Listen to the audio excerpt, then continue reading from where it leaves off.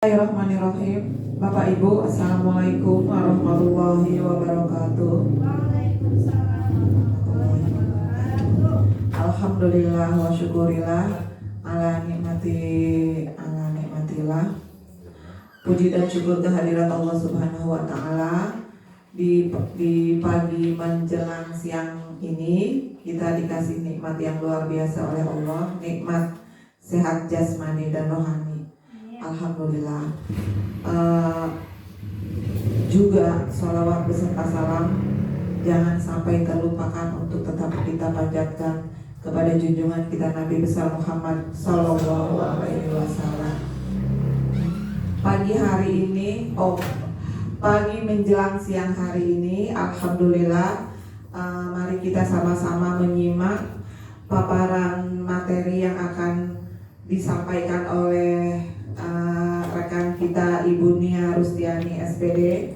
Hari ini beliau akan mengadakan diseminasi budaya positif di sekolah. Terima kasih Ibu Nia, mudah-mudahan apa yang Ibu Nia paparkan nanti bisa menambah semangat untuk mendidik putra-putri kita di sekolah. Sebelum ke Ibu Nia, teman-teman, mari kita dengarkan dulu sambutan dari Bapak Wakil Kepala Sekolah mewakili Bapak Kepala Sekolah. Silakan yang terhormat Bapak Pak Lisu Bekti, dipersilahkan.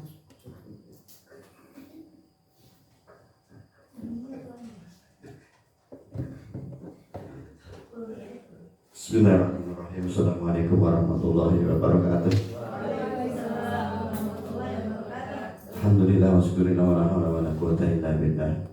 Pertama-tama marilah kita panjatkan puji syukur kepada Allah Subhanahu wa taala yang mana kita hari ini bisa bertukar pikiran, berdiskusi, mendukung kegiatan yang akan disampaikan oleh sahabat kita, teman kita yang akan membuat kegiatan salah satu syarat untuk menjadi seorang DP. Salat salam marilah kita panjatkan kehadirat Nabi Muhammad Sallallahu Alaihi Wasallam pada para keluarganya, pada sahabatnya, dan mudah-mudahan kita selaku umatnya mendapat syafaat di dunia maupun di akhirat.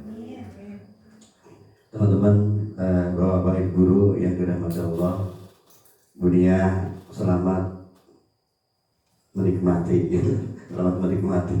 Jadi, selamat menikmati indahnya GP. Jadi sesuatu itu kalau dibuat indah akan mudah. Sesuatu kalau dibuat mudah akan lebih mudah. Jangan dibuat bahwa sesuatu itu menjadi berat. Karena kalau kita membawa menjadi berat itu menjadi aura negatif, bukan budaya positif. Jadi budayanya negatif. Mudahkan sesuatu dengan mudah. Jadi akan tumbuh kemudahan yang mudah-mudahan kemudahan itu dengan kita ikhlas memudahkan akan mendapat ridho dari Allah Subhanahu wa taala.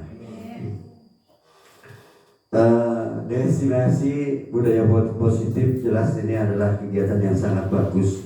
Kalau berdasarkan lainnya adalah menumbuhkan lingkungan positif di sekolah, berarti tentunya akan membawa siswa-siswa kita akan semakin bersemangat yang menjadikan sekolah menjadi rumah kedua seperti kita gitu ya. Kita itu kan merancang membuat agar sekolah itu menjadi rumah kedua, bahkan rumah pertama. Jadi sekolah dulu yang dipikirkan, baru yang ada di rumah. Keren gitu.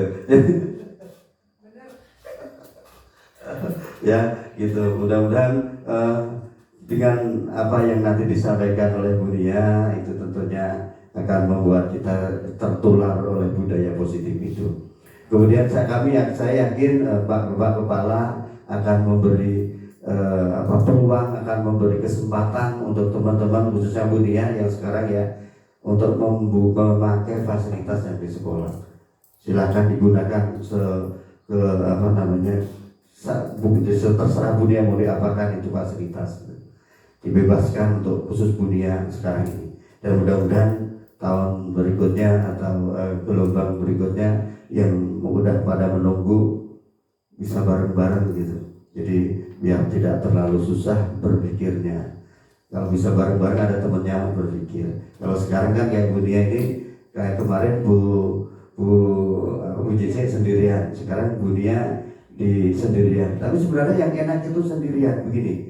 Jadi mentalnya akan benar-benar teruji. Gitu. Nanti kalau jadi ya seperti Bu JC itu kualitasnya memang. Nah, sekarang Bu Nia, kami juga yakin kualitasnya akan mungkin lebih hebat daripada Bu JC. Bu JC ya, ada Bu JC itu. Oke. Mungkin itu yang bisa saya sampaikan. Sekali lagi mudah-mudahan Bu Nia dan teman-teman kami khususnya siap mendukung apapun yang diinginkan Bu Nia. Bu Nia pengen apa? Pengen kami nonggeng, siap kami nonggeng gitu kan. Apapun yang diminta Bu Nia, kami insya Allah akan membantu dengan ikhlas. Dan ya seperti tadi bahwa pasti Bapak Kepala akan memberi kesempatan Bu Nia untuk memakai fasilitas yang ada di sekolah. Silakan digunakan seadanya. Kalau nggak ada apa yang dipakai itu ya. Nah mudah-mudahan itu yang bisa saya sampaikan. Dan sekali lagi teman-teman yang belum, mudah-mudahan tahun depan atau gelombang berikutnya, kalau nggak salah ini bulan-bulan belakang ini akan ada lagi yang baru, gitu, gelombang baru, mudah-mudahan masuk yang sudah menunggu 3 orang masuk bareng-bareng, biar selesainya juga bareng-bareng. Itu yang bisa saya sampaikan. Mohon maaf pada kesalahan. Wassalamualaikum warahmatullahi wabarakatuh.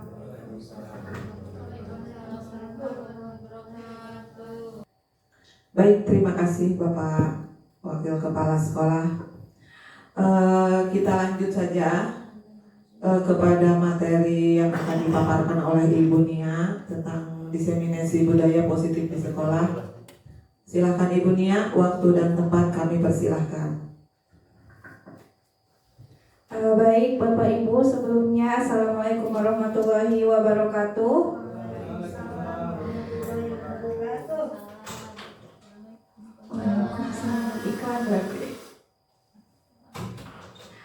Bapak Ibu, terima kasih sudah menyempatkan waktunya hari ini untuk mengikuti kegiatan diseminasi budaya positif. Ya, ini tuh salah satu tugas dari guru penggerak ya, dari calon guru penggerak, yaitu untuk mendiseminasikan budaya positif di sekolah. Nah, di sini ada pendahuluan. Di sini ada Ki Hajar Dewantara mengumpamakan sekolah sebagai sebuah ladang tempat persemaian bibit-bibit agar bibit bisa berkembang secara maksimal. Maka petani dapat memperbaiki kondisi tanah, memelihara bibit tanaman, memberi pupuk dan air, membasmi ulat-ulat atau jamur-jamur yang mengganggu hidup bibit tanaman dan lain sebagainya. Dari uraian tersebut kita dapat memahami bahwa sekolah diibaratkan sebagai tanah tempat bercocok tanam. Nah, dan padinya itu adalah siswa-siswa kita ya. Di situ bagaimana petani menanam bibit-bibit agar tumbuh menjadi tumbuhan yang sempurna. Nah, begitupun dengan kita. Kita juga diibaratkan sebagai petani, ya, di mana kita menanam.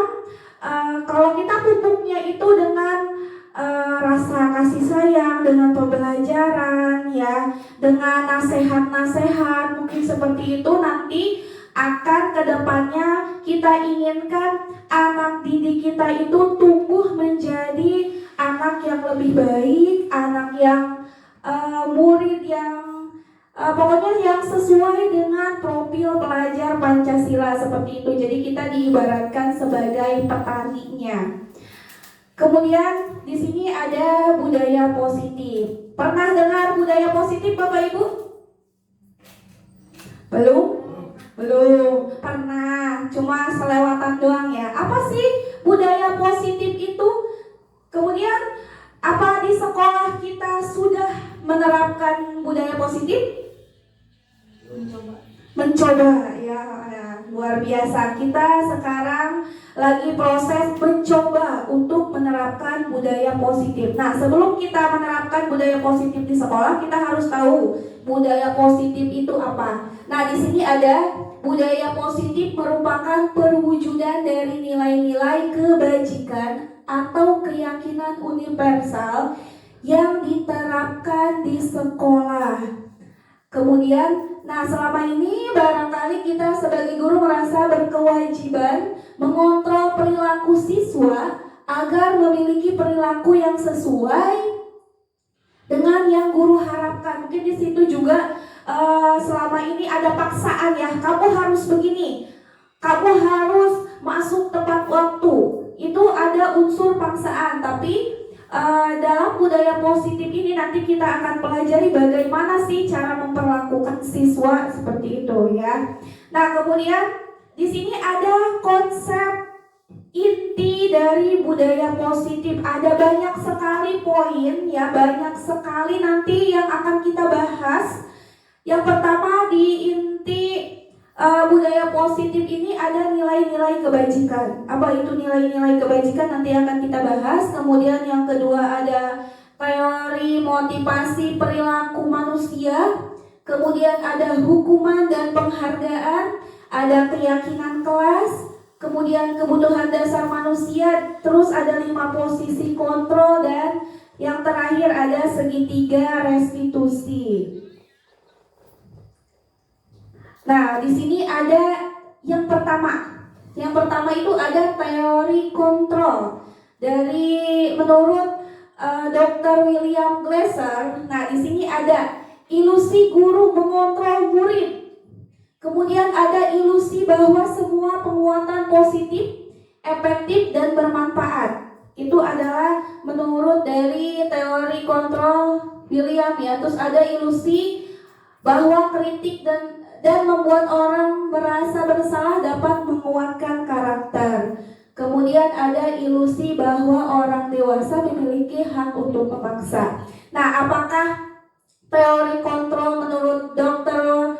William Glasser ini sudah sesuai? Apa udah tepat? Nanti kita akan bahas selanjutnya. Di sini ada teori kontrol menyatakan bahwa semua perilaku memiliki tujuan, bahkan terhadap perilaku yang tidak disukai. Jadi ada anak mungkin ya pada teori kontrol ini selama ini kalau ada anak yang telat datang sekolah, kita apakan tuh si anaknya? Dihukum. Apakah sudah benar tindakan kita? Ada yang bilang tidak, ada yang sudah gitu ya. Nanti kita akan bahas apakah benar atau tidaknya. Sebenarnya tidak ada yang benar atau salah ya. Terus kemudian di sini ada menurut Stephen itu aja ya mengatakan bahwa bila kita ingin membuat kemajuan perlahan sedikit-sedikit, ubahlah sikap atau perilaku Anda. Namun bila kita ingin memperbaiki cara-cara utama kita, maka kita perlu mengubah kerangka acuan kita. Jadi kita mengontrol murid ya di sini. Menurut ini bila kita ingin memajukan, maka kita harus memperbaiki cara-cara kita untuk mengubah kerangka acuan kita. Acuan kita itu yaitu terhadap murid ya. Bagaimana nanti sikap murid. Nah, di sini ada stimulus respon dan perbedaannya ya. Ada stimulus respon dan ada teori kontrol. Akan diulas sedikit. Ada stimulus respon. Kalau stimulus respon di sini realitas atau kebutuhan kita sama.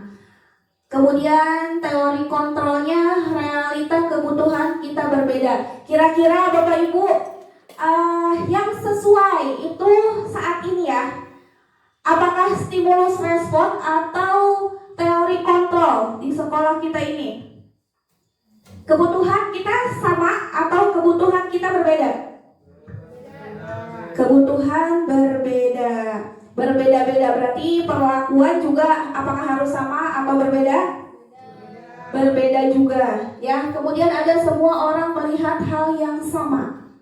Kemudian ada setiap orang memiliki gambaran yang berbeda. Berarti acuannya ini lebih ke kemana nih? Stimulus respon atau teori kontrol?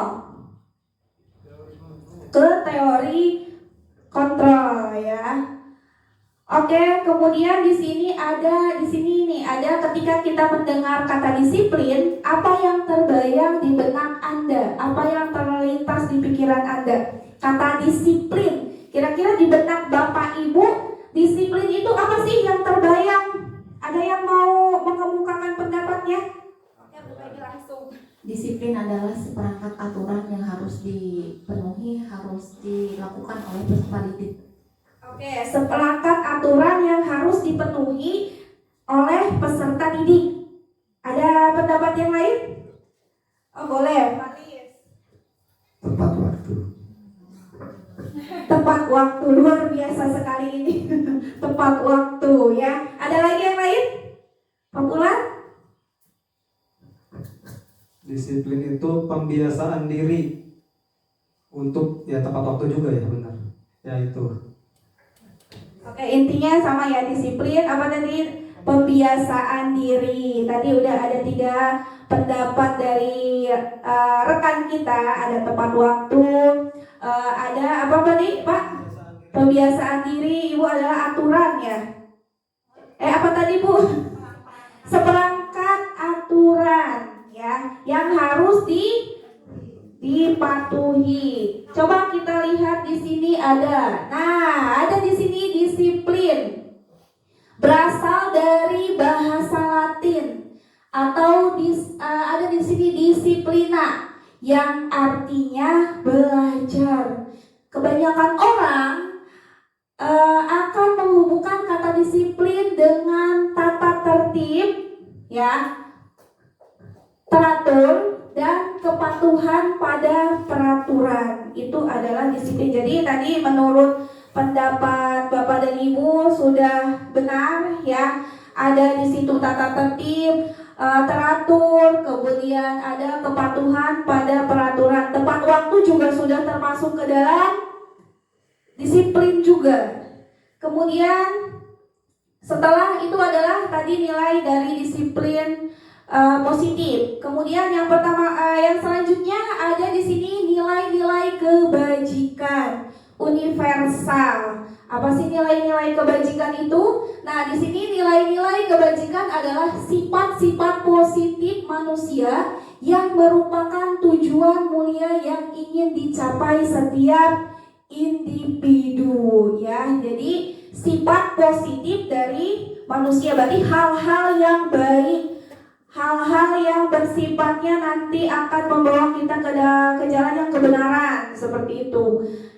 Kemudian ada di sini nilai kebajikan universal masih itu. Nah, ada di sini contoh nilai-nilai kebajikan institusi atau organisasi. Nah, di sini ada profil pelajar Pancasila dan Ibu Primary Years Program atau PYP. Nah, di sini kita kebetulan menganut yang mana nih, Bu, Ibu Bapak? Yang pertama atau yang kedua? Yang pertama, kita menganut di profil pelajar Pancasila, di mana nilai-nilai kebajikan yang tertanam dalam profil pelajar Pancasila ada berapa? Ada 5. Boleh disebutkan? Gotong royong, mandiri, beriman dan bertakwa, kreatif, bernalar. Dan di depan sudah ada, di sini ada beriman dan bertakwa pada Tuhan Yang Maha Esa. Kemudian ada berakhlak mulia, berkebinekaan global, gotong royong mandiri, kreatif dan bernalar kritis. Nah, ini sekarang itu kita di sekolah beracuan kita itu pada profil pelajar Pancasila. Nah, adapun di sini juga ada menurut yang PYP ya, ada rasa hormat, integritas, mandiri, menghargai, antusias, empati, keingintahuan, kreativitas, kerjasama, percaya diri, dan komitmen.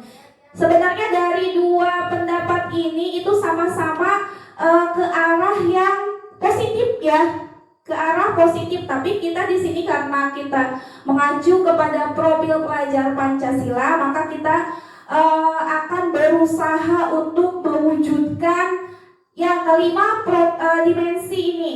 Ya, 5 dimensi profil pelajar Pancasila. Kemudian di sini juga ada 9 pilar karakter. Ya, yang pertama itu adalah cinta Tuhan dan segenap ciptaannya. Apakah kita sudah mencintai Tuhan dan segenap ciptaannya? Sudah. Contohnya cinta apa? Cinta sama suami, ya. Nah, cinta pada diri sendiri, sama anak, ya, itu sama anak-anak murid. Nah, kemudian ada kemandirian dan tanggung jawab. Sudah ditanamkan dalam diri kita? Sudah mandiri? Wah, luar biasa ya, kita mandiri semua. Oke. Selanjutnya ada kejujuran dan diplomatis. Kejujuran dan diplomatis. Kejujuran, ada jujur? Sudah jujur ya. Ya, orang terjujur sedunia, Pak Dewan. Kemudian ada hormat dan santun. Kemudian dermawan, suka menolong dan gotong royong. Oh, paling banget nih dermawan ya. Kemudian percaya diri, kreatif dan pekerja keras. Kemudian kalau pekerja keras, siapa di sini pekerja keras? Bu Pebi. Bu Seli pekerja keras, minggu ini lagi kerja keras Bu Seli ya. Kemudian ada kepemimpinan dan kebajikan. Nah, ini ada nilai-nilai kebajikan itu ada apa aja sih? Nah, ada jadi kalau nilai kebajikan itu dia simple, kata-katanya nggak terlalu bertele-tele ya. Ada keterusterangan, kemudian ada keberanian, kebahagiaan, tanggung jawab. Nanti ini akan nyambungnya ke keyakinan kelas yang akan kita terapkan di sekolah ya, keyakinan kelas atau keyakinan sekolah. Kemudian ada banyak sekali di sini. Nah, ini adalah nilai-nilai dari nilai kebajikan. Kemudian ada selanjutnya yaitu teori motivasi perilaku manusia. Nah, di sini ada sebagai seorang guru saat Anda hadir mengajar di kelas tepat waktu. Motivasi apakah yang mendasari tindakan Anda? Nah, ini pertanyaan ini. Kira-kira ketika kita hadir tepat waktu nih, Bapak Ibu hadir tepat waktu. Kira-kira yang mendasari motivasi apa sih yang ada di dalam diri Bapak Ibu ketika hadir tepat waktu? Ada yang mau menjawab? Oh iya Bu, boleh. Tanggung jawab sama diri sendiri. Tanggung jawab sama diri sendiri. Oke, ada lagi? Budaya malu untuk terlambat. Budaya malu untuk terlambat. Ada lagi? Membiasakan. Sudah biasa Pak? Membiasakan ya. Ya, itu tadi sebagai seorang. Nah, ada yang tanggung jawab diri sendiri, membiasakan, dan apa tadi Bu? Budaya malu ya. Nah, di sini ternyata ada nih teorinya. Nah, alasannya ada 3 alasan yang mendasari kita itu hadir tepat waktu ya. Yang pertama, apakah Anda datang tepat waktu karena tidak ingin ditegur oleh atasan Anda dan kemudian mendapat surat peringatan? Di sini menghindari ketidaknyamanan dan hukuman. Apakah itu? Ya, ya, cung yang ya. Kemudian yang kedua, Anda ingin mendapatkan pujian dari atasan Anda dan mendapat penghargaan sebagai karyawan atau guru berprestasi, mendapatkan imbalan atau penghargaan dari orang lain. Muncak bahasain nama hayang di alam. Kira-kira ini bukan nih. Mudah-mudahan bukan ini ya. Enggak ya. Orang yang menghargai waktu, menghargai diri Anda sendiri sebagai teladan bagi murid-murid. Kemudian karena Anda percaya tindakan Anda sebagai guru akan dicontoh oleh murid. Kira-kira yang 1, 2, apa 3? 3. Budita yang 1, Budita. 1, 2, 3, 1, 2, 3. Yang paling baik kira-kira yang mana nih? Yang 3. Mudah-mudahan kita yang mulai hari ini kita tanamkan dalam diri kita datang tepat waktu itu disiplin. Kita mengacu kepada poin yang ketiga ya, yaitu ingin menjadi sebagai teladan bagi murid-murid Anda, karena Anda percaya tindakan Anda sebagai guru akan dicontoh oleh murid. Jadikan murid akan mencontoh kita ya. Kalau kitanya baik, pasti murid-murid kita juga akan. Kalau kita datang tepat waktu, pasti murid-murid juga akan mencontoh kita ya. Walaupun tidak semua, tapi setidaknya kita berbuat baik dulu aja kayak gitu. Nah, sekarang ada hukuman, konsekuensi dan restitusi ya. Nah, di sini ada tindakan guru. Boleh nih kita jawab bareng-bareng ya. Ada mencatat 100 kali. Kan ada tadi balik lagi deh, ada hukuman, konsekuensi dan restitusi ya. Nah, di sini ada hukuman atau konsekuensi. Ada mencatat 100 kali di dalam buku kalimat, saya tidak akan terlambat lagi karena terlambat ke sekolah. Kira-kira itu masuk ke konsekuensi atau hukuman? Hukuman ya. Kita simpan jawabannya. Kemudian salah.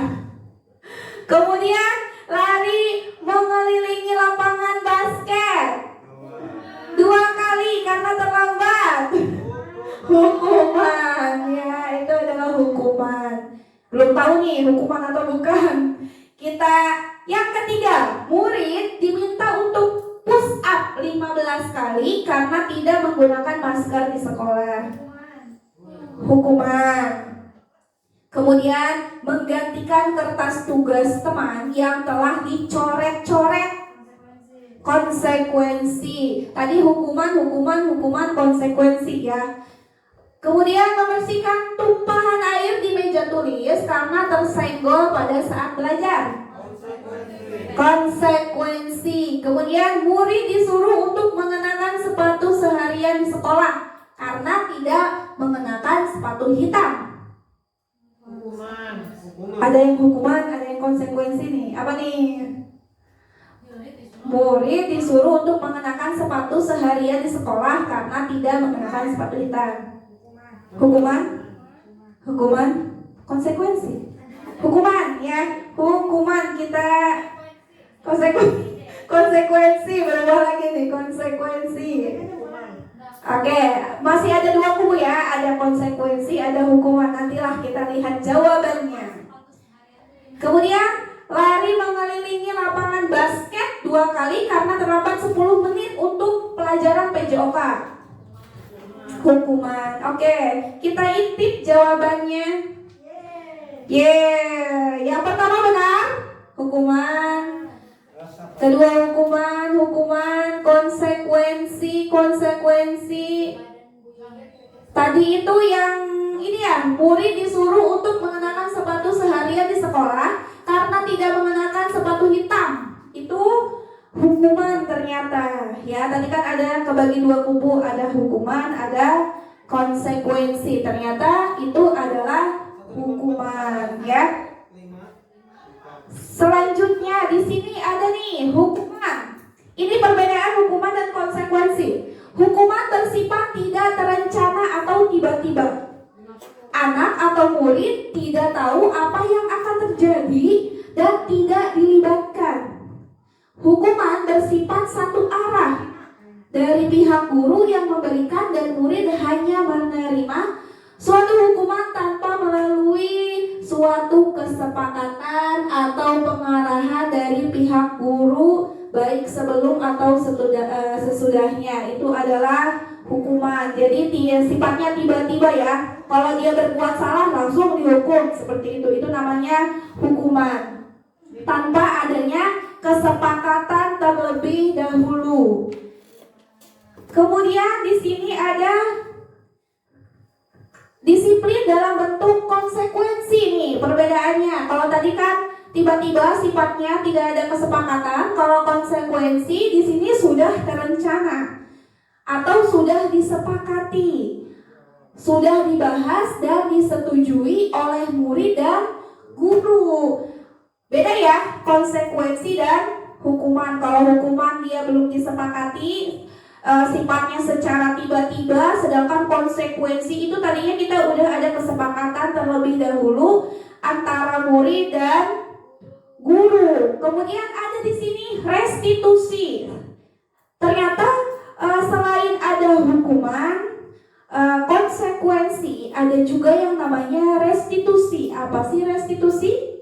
Restitusi adalah proses menciptakan kondisi bagi murid untuk memperbaiki kesalahan mereka sehingga mereka bisa kembali pada kelompok mereka dengan karakter yang lebih kuat. Jadi beda ya, hukuman, konsekuensi dan restitusi. Kayaknya yang diterapkan nih setelah kita mempelajari ini lebih baik yang mana kira-kira Bapak Ibu? Restitusi. Sepakat restitusi? Sepakat. Ya karena dia sifatnya memperbaiki kesalahan ya, memperbaiki kesalahan murid ya. Jadi murid itu lebih mandiri lagi dan lebih bertanggung jawab. Nah, di sini ada perbedaannya, ada identitas gagal dan identitas sukses. Ternyata ketika kita menggunakan hukuman itu termasuk ke dalam identitas gagal ya. Kalau kita menggunakan konsekuensi dan restitusi itu termasuknya ke dalam identitas sukses ya. Di sini ada suatu yang kalau hukuman suatu yang menyakitkan harus terjadi ya, seperti tadi kan menghukum ya. Jadi anak pakai sepatu salah harus dilepas sepatunya, itu adalah hukuman. Menyakitkan tidak? Menyakitkan ya. Sedangkan konsekuensi itu sesuatu harus terjadi. Kemudian kalau restitusi merupakan pilihan. Nah, di sini kalau identitas gagal berarti dia kaitannya dengan nanti hasilnya negatif ya. Kemudian kalau konsekuensi itu netral. Kemudian kalau restitusi itu positif, ada negatif, ada netral, ada positif. Tadi Bapak Ibu sudah memilih mana yang terbaik, ternyata iya restitusi itu dampaknya adalah positif ya. Nah, di sini ada pertanyaan, apakah efektif memberikan reward atau penghargaan? Kira-kira ada yang bisa menjawab?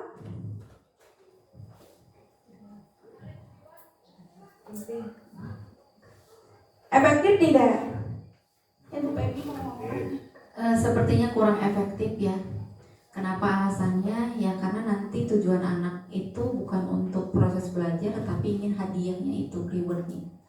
Mungkin seperti itu. Terima kasih Bu Pebi. Ya, kata Bu Pebi tadi kurang efektif karena nanti anak tujuannya bukan karena pengen bisa ya, tapi ingin mendapatkan hadiah. Ada lagi yang setuju kalau memberikan reward ini itu atau penghargaan itu efektif. Apa setuju semua dengan Bu Pebi? Tergantung. Oke, Bu Umi boleh, tergantung. Kadang efektif, kadang juga tidak ya. Kayak kita memberikan pelajaran anak kecil untuk berpuasa ya. Dia diberikan misalnya sehari 5.000 kan kalau tamat puasa. Tapi kalau anak kecil emang harus ada ada hadiah ya, yang harus itu untuk membangkitkan dia untuk bisa berpuasa seharian penuh. Kita kasih pengertian dulu bukan karena uangnya, tapi emang harus berkewajiban. Kadang efektif, kadang juga enggak, tergantung situasi dan keadaan. Terima kasih Bu ya. Tadi Bu Umi berpendapat, jadi tergantung ya kondisinya, bisa efektif, bisa tidak. Contohnya tadi kalau emang anak kecil puasa ya dia biar memacu keinginannya untuk berpuasa ya kita kasih hadiah karena mereka masih kecil gitu ya Bu ya. Tapi walaupun puasa itu adalah kewajiban, berarti tergantung situasinya. Nah, di sini ada Alpikon ya, berpendapat di sini mengemukakan baik penghargaan maupun hukuman adalah cara-cara mengontrol perilaku seseorang yang menghancurkan potensi untuk pembelajaran yang sesungguhnya.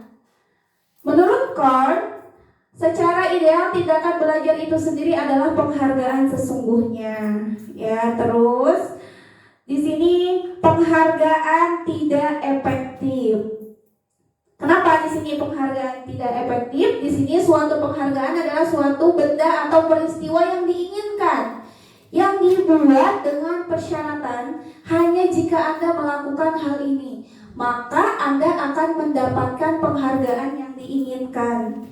Gitu. Kemudian jika saya mengharapkan sesuatu penghargaan dan tidak mendapatkannya, maka saya akan kecewa dan berkecil hati, serta memungkinkan lain kali saya tidak akan berusaha sekeras sebelumnya. Kemudian jika kita memberikan seorang suatu penghargaan untuk melakukan sesuatu, maka kita harus menerus memberikan penghargaan itu jika kita ingin orang tersebut meneruskan perilaku yang kita inginkan. Berarti kesimpulannya di sini penghargaan itu kurang efektif ya, karena nanti mungkin kecanduan ya, setelah dikasih penghargaan, dikasih reward, kasih hadiah sama bapak ibu guru ketika bisa mengerjakan soal ini, maka kalian akan mendapatkan hadiah. Nanti anaknya termotivasi, itu benar kata Bu Pepi, termotivasi untuk mendapatkan hadiahnya, bukan karena materi, bisa atau enggaknya nih materi kayak gitu. Nanti akan kecanduan. Kalau nggak dapat hadiah dia nggak bakalan mengerjakan tugas. Nggak ada hadiahnya. Kalau ada hadiahnya dia bakalan mengerjakan tugas seperti itu, menyelesaikan tugas dengan baik. Jadi tujuannya bukan karena dia ingin tahu, tapi tujuannya karena ingin hadiah tersebut ya. Kemudian di sini juga penghargaan juga merusak hubungan. Kok bisa? Nah, di sini ketika seorang diberi penghargaan atau dipuji di depan orang banyak, maka yang lain akan merasa iri, dan sebagian dari mereka akan tidak menyukai orang yang diberikan penghargaan tersebut. Ketika orang lain dipuji, yang lainnya tidak mendapat penghargaan, tidak dipuji, jadi ada rasa iri di dalam hati. Kok dia mah dipuji, kok dia mah dapat ini, kok saya mah enggak. Nah, itu ada di dalam hati seperti itu. Nanti si orang itu akan muncul ketidaksukaan kepada orang yang mendapat penghargaan tersebut. Nah, kemudian itu salah satu contoh saja ya, yang di sini ada penghargaan itu menghukum. Kenapa menghukum? Nah, di sini penghargaan menghukum mereka yang tidak mendapatkan penghargaan. Misalnya di sini dalam sistem ranking, mereka yang mendapat ranking kedua akan merasa paling dihukum. Kenapa seperti itu? Ada yang bisa menjelaskan kenapa sih yang ranking 2 itu merasa dihukum?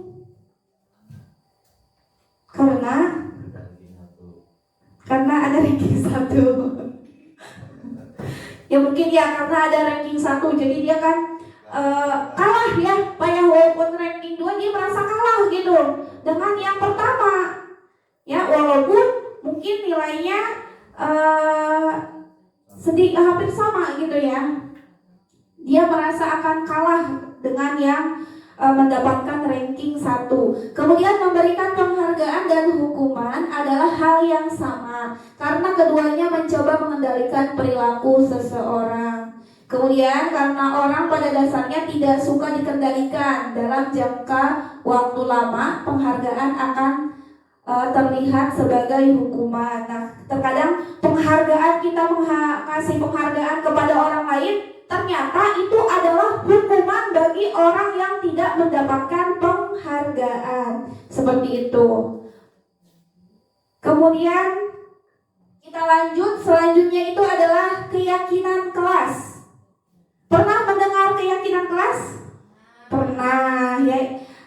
Saya yakin Bapak Ibu juga sudah menerapkannya ya di dalam kelas masing-masing tentang keyakinan kelas. Nah, kita akan mempelajari lebih dalam lagi tentang keyakinan kelas. Di sini mengapa kita memiliki peraturan tentang penggunaan helm saat mengendara? Ada pertanyaan kedua, mengapa ada peraturan dilarang merokok di sekolah? Kayaknya Pak Dewan Pak, nggak bulan. Yang pertama, kenapa sih kita memakai ini nih, helm saat mengendara? Demi keselamatan, bukannya demi nggak ditilang. Demi keselamatan ya. Helm itu bukan menghindari polisi, tapi menghindari kecelakaan ya, untuk keselamatan kita. Yang kedua, mengapa ada peraturan dilarang merokok di sekolah? Pakai duit orang tua. Belum saatnya. Ngebul. Beraneka ragam ini ya jawabannya. Nah, kita lihat aja nih jawabannya ya. Ada nilai-nilai keselamatan dan nilai kesehatan. Kalau nilai kesehatan itu untuk merokok ya, selain ngebul tadi ya, belum waktunya, ternyata untuk kesehatan juga ya, menjaga kesehatan. Karena kalau kita merokok, kenapa Pak Lis kalau merokok menyebabkan kantong kering ya.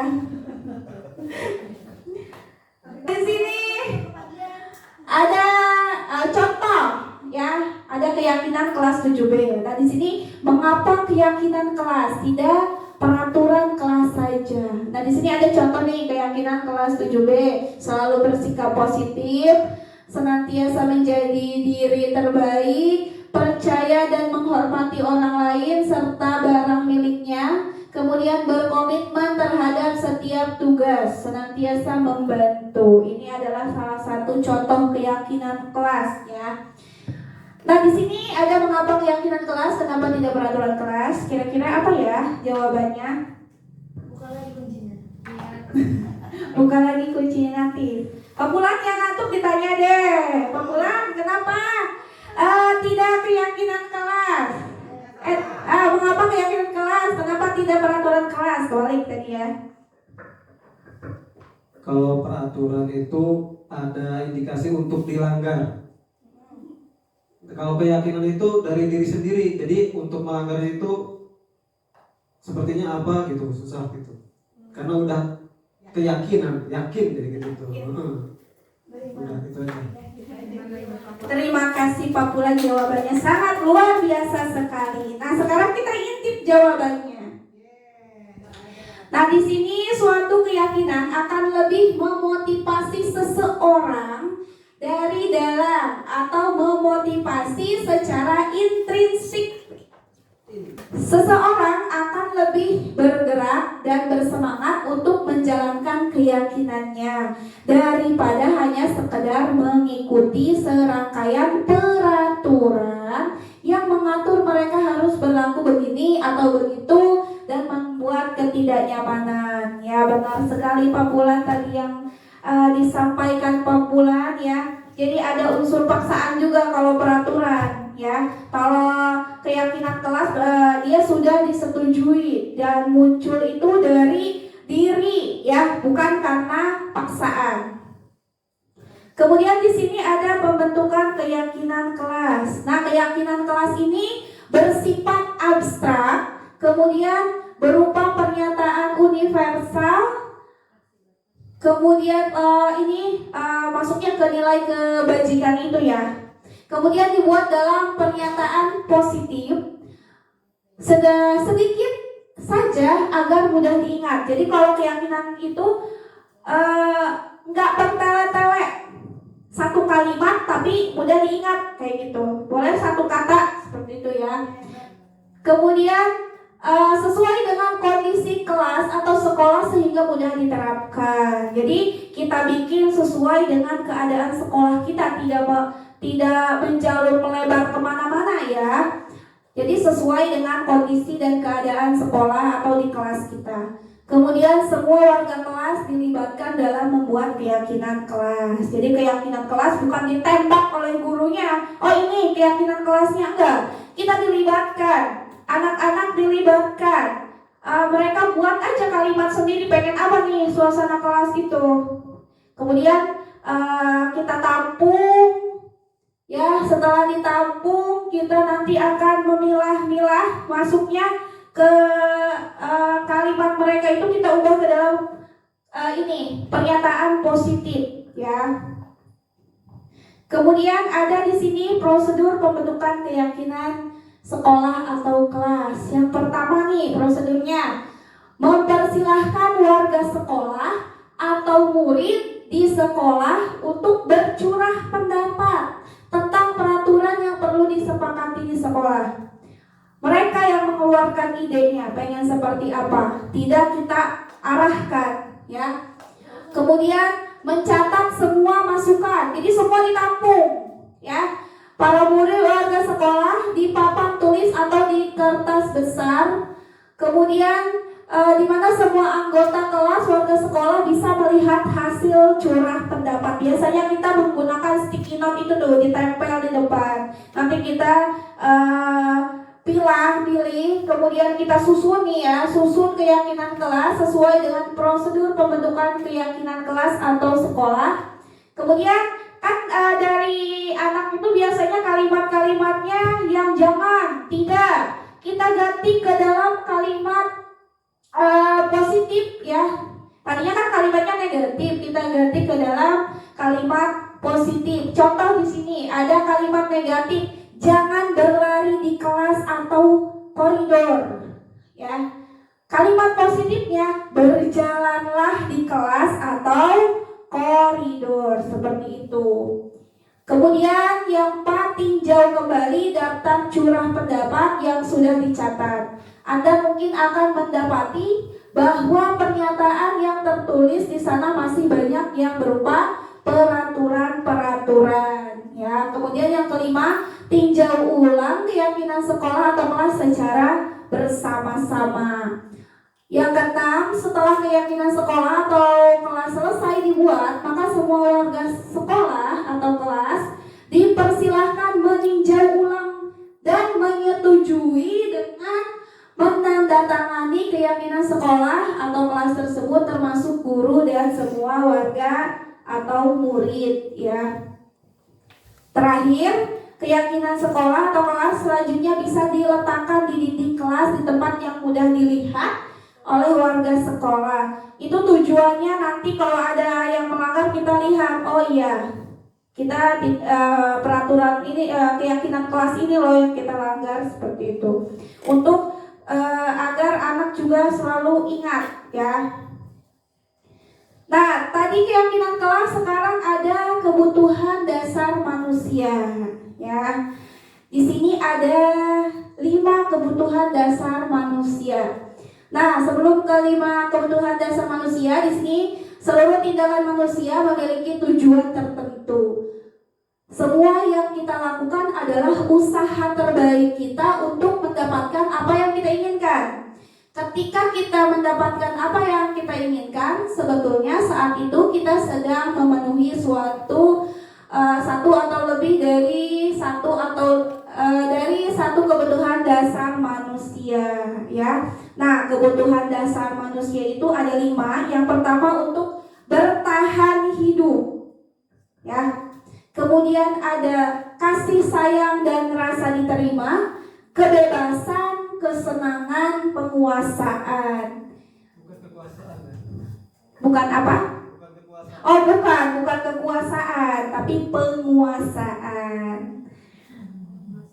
Nah, di sini ada yang pertama bertahan hidup.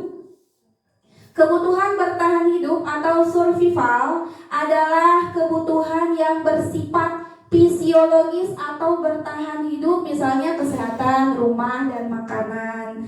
Kita makan ya, contohnya itu untuk bertahan hidup ya. Kalau tidak makan berarti tidak hidup. Nah, ini sudah jam-jam 8 ini ya. Kemudian ada kasih sayang dan rasa diterima ya.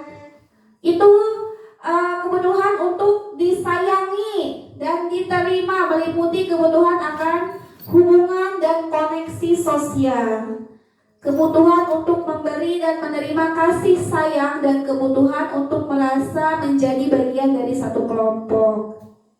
Kebutuhan kasih sayang dan rasa diterima.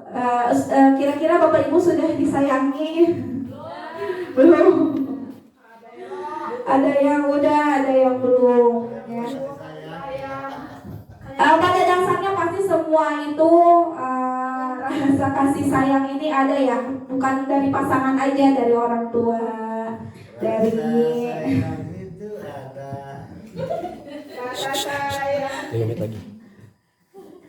Kemudian ada penguasaan, ya, penguasaan bukan kekuasaan. Kebutuhan untuk pengakuan atas kemampuan. Nah, di sini kebutuhan ini berhubungan dengan kekuatan untuk mencapai sesuatu, menjadi kompeten, menjadi terampil, diakui atas prestasi dan keterampilan kita, didengarkan dan memiliki rasa harga diri. Kebutuhan ini meliputi keinginan untuk dianggap berharga. Nah, itu adalah penguasaan ya. Kemudian ada kebebasan dan kebutuhan akan pilihan. Di sini kebutuhan akan kemandirian, otonomi, memiliki pilihan dan mampu mengendalikan arah hidup seseorang. Anak-anak dengan kebutuhan kebebasan yang tinggi menginginkan pilihan, mereka perlu banyak bergerak, suka mencoba-coba, tidak terlalu terpengaruh orang lain, dan senang mencoba hal baru dan menarik. Ini adalah kebebasan, berarti bebas mengekspresikan. Ini bisa terjadi pada anak-anak ya. Kadang ada anak-anak itu yang ingin bebas gitu. Contohnya ketika jam pelajaran ya, dia main bola di lapangan. Itu tuh dia kebutuhan yang dia ini tuh adalah kebebasan. Gak mau belajar tapi pengennya main bola. Nah, itu adalah kebutuhan anak yang harus terpenuhi, adalah itu ya, kebebasan. Contohnya yang tadi. Kemudian ada kesenangan. Di sini kebutuhan untuk mencari kesenangan, bermain dan tertawa. Biasanya kalau cewek-cewek nggak gosip ya. Nah, anak-anak kalau lagi ngumpul ngobrol, nah di situ ada kebutuhannya. Ya, kebutuhan yang terpenuhi yaitu adalah kesenangan. Mereka bisa senang dengan mengobrol, dengan bergosip, ya kayak gitu. Itu adalah salah satu contoh dari kebutuhan kesenangan. Nah, sekarang kita akan telaah kasus. Nah, tahun ini Dimas genap berusia 17 tahun. Ia senang sekali ketika ayahnya mulai mengajarkan cara menyetir mobil. Setiap akhir pekan ia berlatih menyetir. Ia terlihat senang sekali berlatih sampai akhirnya ia bisa menyetir mobil dengan baik dan lancar. Ketika ibunya bertanya pada Dimas apa yang membuat dia ingin bisa menyetir mobil, nah ketika jawaban Dimas adalah seperti ini. Kebutuhan apa yang ingin dia penuhi? Kira-kira kebutuhan apa ya? Nah, di sini ada jawaban Dimas. Kalau jawaban Dimasnya, aku merasa bangga dan keren. Kira-kira kebutuhan apa ya? Aku pengakuan, penguasaan. Oke. Kalau jawaban Dimasnya seperti ini, biar bisa jalan-jalan naik mobil sama teman-temanku. Kesenangan, bukan kepedihan ya, kesenangan ya. Kemudian menyetir mobil itu seru. Gak ada keseruan, kesenangan. Coba kita cek jawabannya. Cek apa jangan? Kita cek jawabannya. Oke, yang pertama penguasaan, betul ya. Aku merasa bangga dan keren, penguasaan ya. Kemudian biar bisa jalan-jalan naik mobil sama temanku, ternyata itu kasih sayang dan rasa diterima ya. Mungkin kasih sayang dari dia ke temannya dan dia ingin diterima oleh temannya itu. Kemudian menyetir mobil itu seru, itu adalah kesenangan, bukan keseruan ya, Pulan, kesenangan. Jadi tergantung dari jawabannya ya, itu masuknya kemana. Dan jawaban itu biasanya muncul dari hati, dari lubuk hati yang paling dalam. Nah di sini, oke, selanjutnya ada pertanyaan pemantik, ya. Apa yang terjadi apabila salah satu atau beberapa kebutuhan dasar anak tidak terpenuhi? Kira-kira apa yang terjadi ya? Kecewa, memberontak, sedih. Jadi apa? Prok. Malas, kecewa, sedih, malas, marah, ya. Kalau salah satu ya kebutuhan tidak terpenuhi, coba kita lihat jawabannya di sini. Ketika seorang murid melakukan suatu perbuatan yang bertentangan dengan nilai-nilai kebajikan atau melanggar peraturan, hal itu sebenarnya dikarenakan mereka gagal memenuhi kebutuhan dasar mereka ya. Gagal untuk memenuhi kebutuhan dasar mereka. Jadi salah satunya itu tidak terpenuhi. Kemudian selanjutnya materi berikutnya ada 5 posisi kontrol ya. Ada penghukum, pembuat rasa bersalah, teman, pemantau, manajer. Nah sebelum melanjutkan, kira-kira yang Bapak Ibu rasakan saat ini berada di posisi mana sih Bapak Ibu terhadap anak murid kita? Apakah penghukum? 1, 2, 4, 5. 1, 2, 4, 5. Ada penghukum, pembuat rasa bersalah, teman, pemantau, manajer. Kadang-kadang semua bisa jadi penghukum ya, bisa jadi pembuat rasa bersalah, teman biasanya curhat gitu bukan? Kemudian ada pemantau, ada manajer ya. Pak Lis, kira-kira yang mana nih Pak Lis nih? Teman, apa? Pak Lis itu katanya dia di posisi teman ya, karena sering ngobrol-ngobrol sama anak-anak ya, curhat. Kalau Bu Sally di posisi mana Bu Sally? Kadang-kadang itu ganti-gantian. Oh ganti-gantian, kadang-kadang. Kadang jadi penghukum, Kadang-kadang jadi penghukum, kadang pemantau aja, kadang yang kedua, tergantung situasi sama kondisinya sedang apa saat itu. Terima kasih Bu Sally. Oke, jadi ini kadang-kadang ya, tergantung situasinya seperti apa. Kadang Bu Sally jadi penghukum, kemudian bisa jadi pembuat rasa bersalah ya, bisa jadi teman juga, pemantau, manajer juga ya. Jadi tergantung situasinya. Belum konsisten berarti ya Bu ya. Oke, mau konsisten nggak? Enggak. Oke, di sini ada pengertiannya ya, ada penghukum. Seorang penghukum bisa menggunakan hukuman fisik maupun verbal. Orang-orang yang menjalankan posisi penghukum senantiasa mengatakan bahwa sekolah memerlukan sistem atau alat yang dapat lebih menekan murid-murid lebih dalam lagi. Ini hukuman itu kaitannya dengan fisik ya. Berarti apa yang dilakukan murid, kalau murid salah, maka harus ada yang dilakukan. Seperti itu adalah penghukum. Nah di sini contohnya ya, ada guru-guru yang menerapkan posisi penghukum akan berkata, contohnya di sini ada patuhi aturan saya atau awasi. Oh ya, atau awas. Kemudian kamu selalu saja salah. Itu penghukum. Kemudian pasti selalu yang terakhir selesai. Kadang-kadang kita suka begitu ya.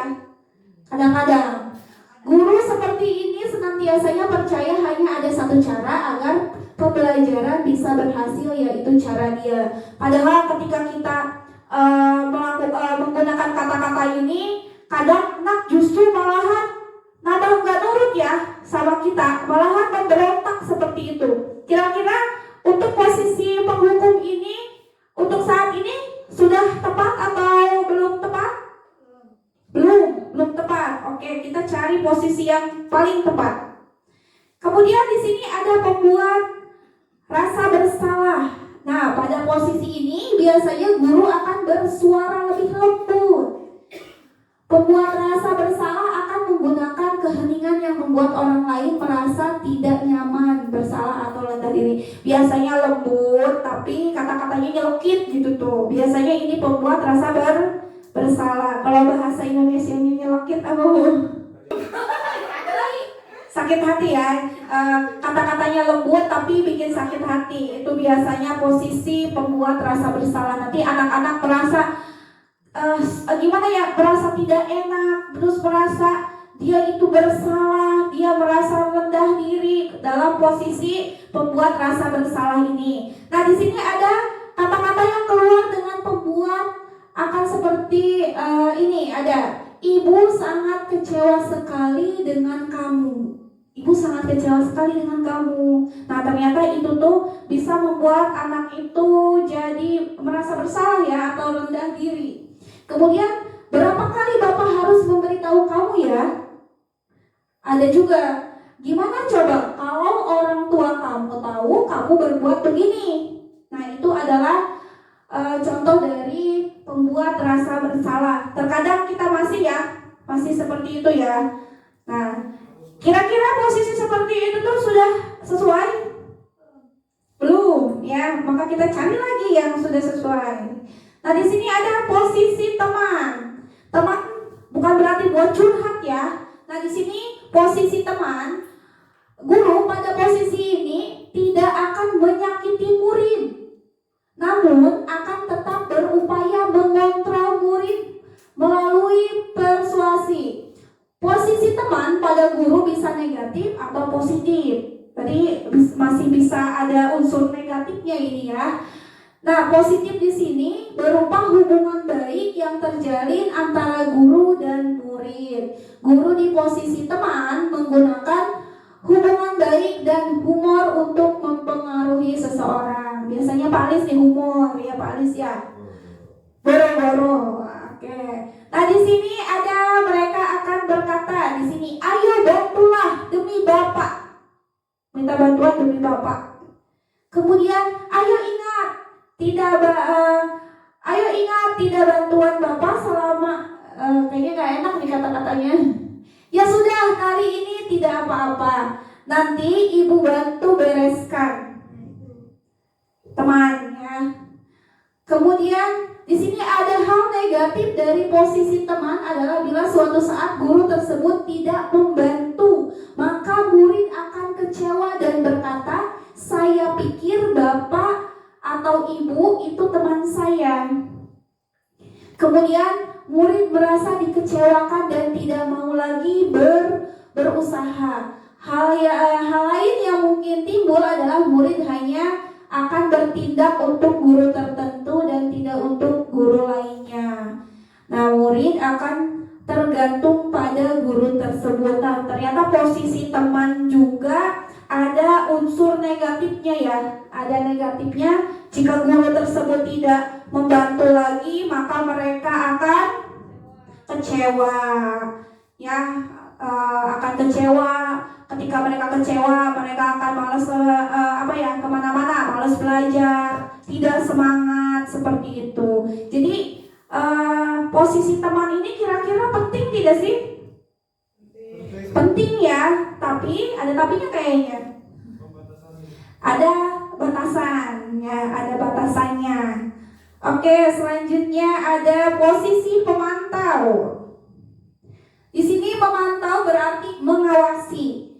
Pada saat kita mengawasi, kita bertanggung jawab atas perilaku orang yang kita awasi. Posisi pemantau berdasarkan pada peraturan-peraturan dan konsekuensi.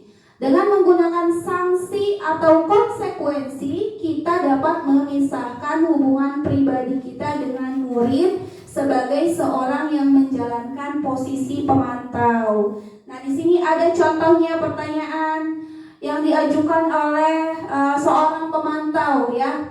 Peraturannya apa? Kemudian, apa yang telah kamu lakukan? Kemudian ada lagi sanksi atau konsekuensinya apa? Nah, seorang pemantau sangat mengandalkan perhitungan, catatan, data yang dapat digunakan sebagai bukti atas perilaku seseorang. Ya, itu adalah posisi pemantau. Apakah kita sebagai posisi pemantau?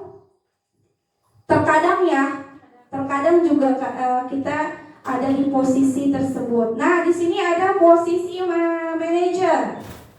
Posisi terakhir itu adalah manajer. Posisi di mana guru berbuat sesuatu bersama dengan murid, mempersilahkan murid mempertanggungjawabkan perilakunya, mendukung murid agar dapat menemukan solusi atas permasalahannya sendiri. Seorang manajer telah memiliki keterampilan di posisi teman maupun pemantau. Dengan demikian, bisa jadi waktu-waktu tertentu kembali kepada kedua posisi tersebut bila diperlukan. Nah, ini posisi manajer.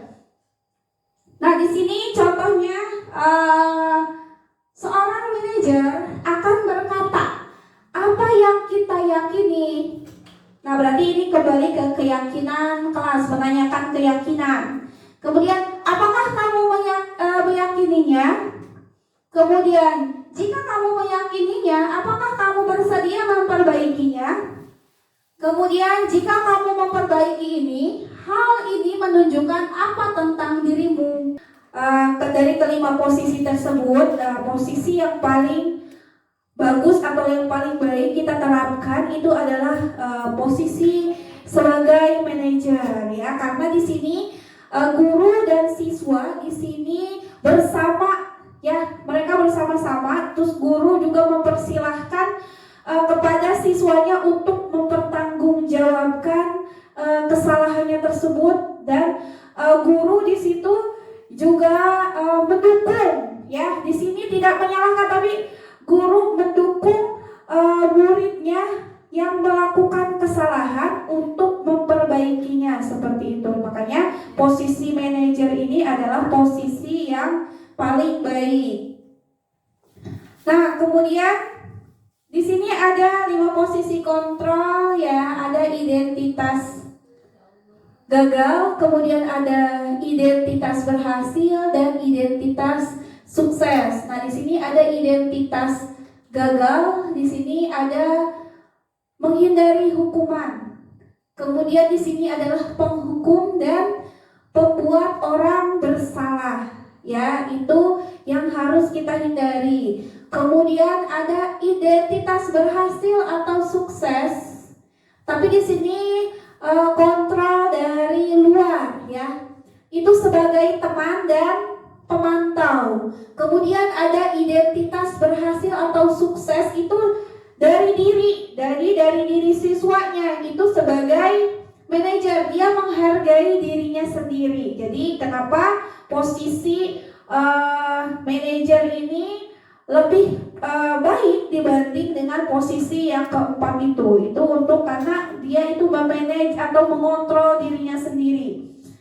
Kemudian di sini ada tugas lagi Bapak Ibu, ada pertanyaan. Nah, di sini saya kecewa sekali dengan kamu. Kira-kira itu posisi yang mana ya? Posisi apa ya? Pembuat rasa bersalah. Oke. Kemudian kamu tidak pernah benar melakukannya. Penghukum. Kemudian ayolah lakukan demi ibu atau bapak. Teman. Kemudian apakah kamu mau mendapatkan stiker bintang hari ini? Manajer. Kemudian bagaimana kamu bisa menyelesaikan masalah ini? Manajer. Kemudian kamu selalu paling terakhir. Penghukum. Kita lihat jawabannya. Nah, di sini ada yang pertama, saya kecewa sekali dengan kamu, pembuat orang merasa bersalah. Kemudian yang kedua juga membuat orang merasa bersalah. Terus ada, ayolah lakukan demi bapak ibu. Benar ya? Posisinya teman. Kemudian apakah kamu mau mendapatkan stiker bintang hari ini? Pemantau. Kemudian bagaimana kamu bisa menyelesaikan masalah ini? Itu sebagai manajer, menanyakan kepada muridnya bagaimana menyelesaikan masalahnya ya.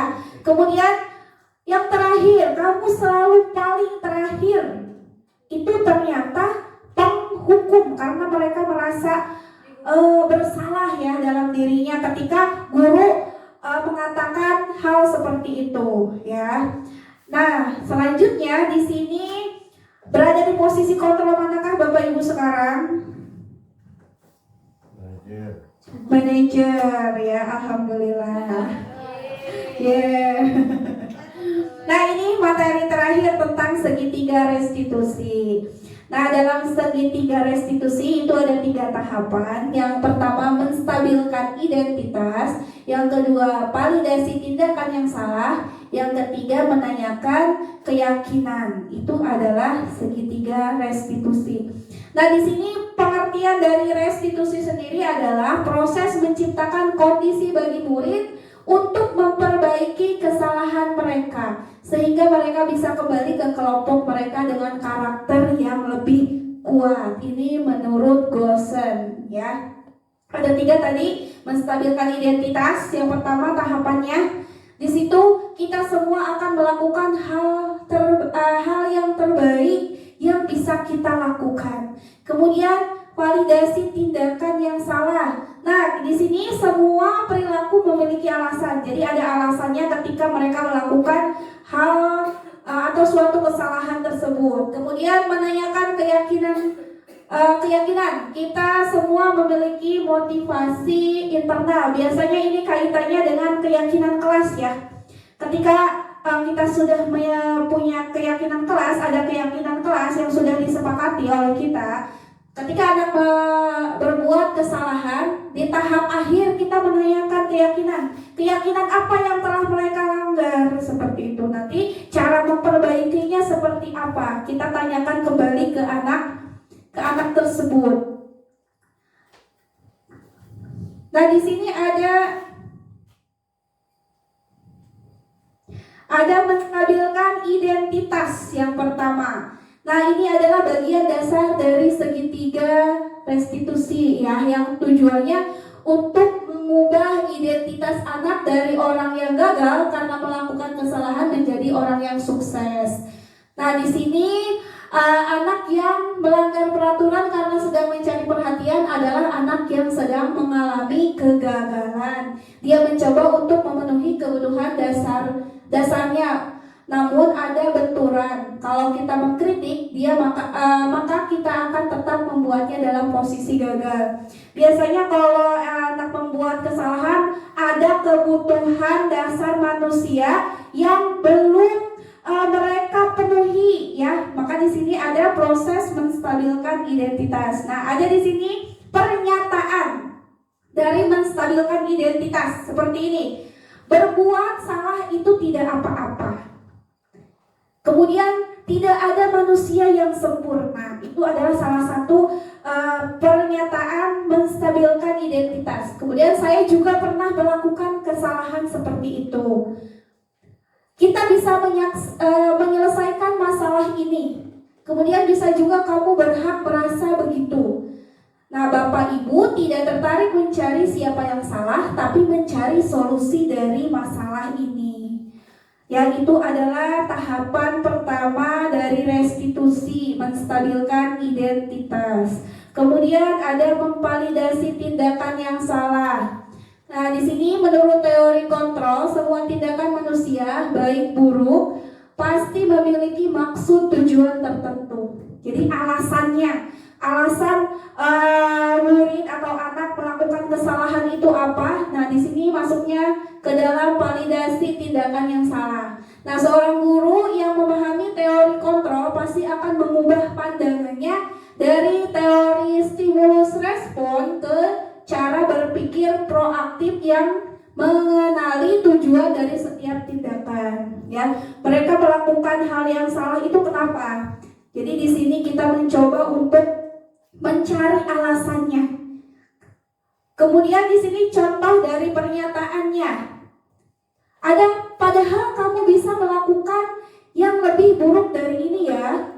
Kemudian kamu pasti punya alasan melakukan itu.